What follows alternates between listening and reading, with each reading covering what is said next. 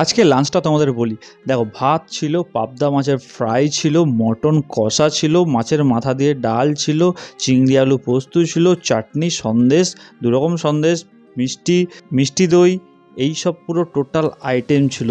এবার পুরো আইটেম খেতে তো টাইম লাগবেই। প্রথমটা শুরু করেছিলাম পাবদা মাছ কাসুন্দিতে চুবিয়ে কামড় দিয়ে আর একটু পেঁয়াজের বাইট নিয়ে, তারপরে ডালটা ভাতের সাথে মেখে নিয়ে চিংড়ি আলু পোস্তটা ওটার সাথে মাখিয়ে ওইটাকে খেয়েছিলাম। তারপরে তো আসল শো স্টপার মটন চলে এলো, মটনের ঝোল, লাল লাল জল ঝাল ঝোল।